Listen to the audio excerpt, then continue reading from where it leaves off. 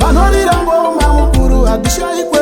takapiwa zvipo zvamunoona imba kudaitso inyasha dzamunoona mukuru wemuhoyo chandinokumbira kwamuri kamupenye Jesu kuti vaone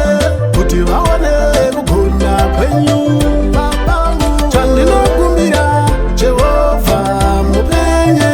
naimwari kuti vaone kugona kwenyu kune simba rinoera Mwari ndimi munoera ndinopfukama zvandichinyengetera makomborero zontera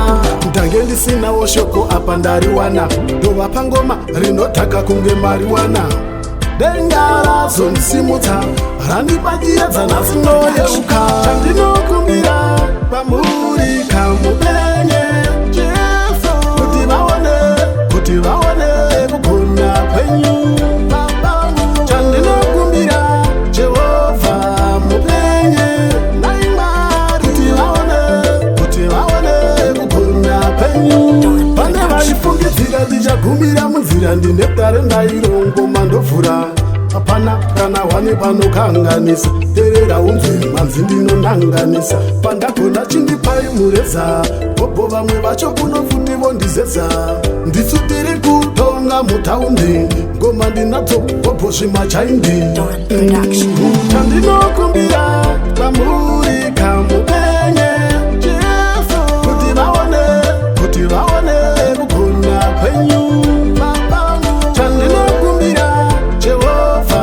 mupenye naimwari kuti vaone kugona kwenyu kune simba rinoera Mwari ndimi munoera ndinopfukama zvandichinyengetera makomborero zontera ndange ndisinawo shoko apa ndariwana ndova pangoma rinotaka kunge mariwana